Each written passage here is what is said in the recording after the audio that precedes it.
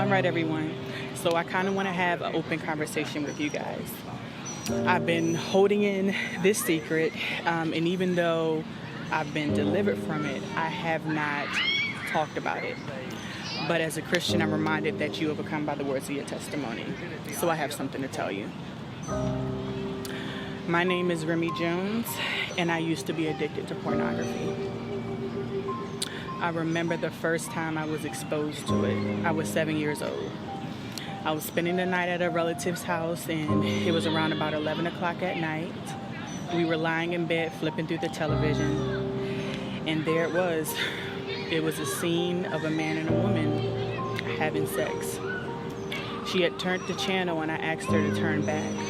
She told me that we were going to get in trouble, but I assured her that I wouldn't tell anybody if she turned back.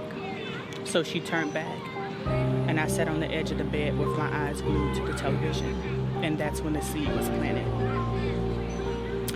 I never told anybody about this struggle.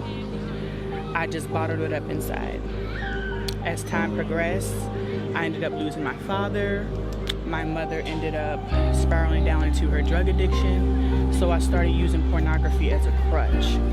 I started using it as something to soothe me, something to fill the empty voids and the empty spaces in my life. I was singing on the youth choir at church. I was ushering. I was greeting. I was doing all the things that a perfect Christian should do.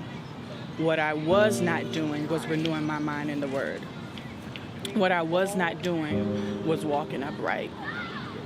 Every single night, my URL went to a website called www.pornhub.com, and that was my meal.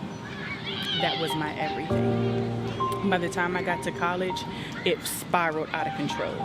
The only form of purity I had left was my virginity, but I lost that as well. It wasn't until one night I was sitting in my friend's room. Her and I were talking, and somehow the conversation got to pornography. And I busted out crying, and she was like, "Rem, why are you crying?" And I was like, "Because I have a porn problem." That night was the first night I ever spoke the words out of my mouth.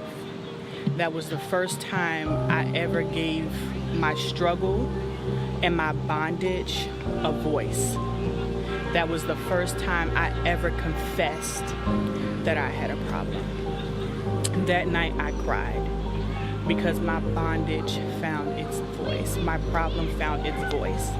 And I had a friend who offered the solution. So I want to introduce you all to a brand called the Abstinence brand. After I hit rock bottom in college, I came home, and the Lord told me that I needed to take some time to heal, so I didn't enroll in school. I let a couple years pass, and in 2017, at the top of that year, the Lord told me, He said, "Remy, I'm going to give you a heart of purity." And He said, not only am I going to give you a heart of purity, you're going to teach other people how to have a pure heart. And I laughed it off. I was like, God, there's no way, not me. Not the girl who was addicted to pornography. Not the girl who shortly thereafter started masturbating. Not the girl with low self-esteem. Not the girl who didn't know how to navigate relationships. Not the girl who came from a broken home. Surely you're not talking about me, God. And He said, "Remy, I'm going to give you a heart of purity. And you're going to teach other women how to pursue purity in me." I said, okay. Shortly thereafter, the Lord gave me the Abstinence brand. He told me to start blogging about this journey. He told me to start blogging about my feelings and start encouraging women to find their worth in the Word.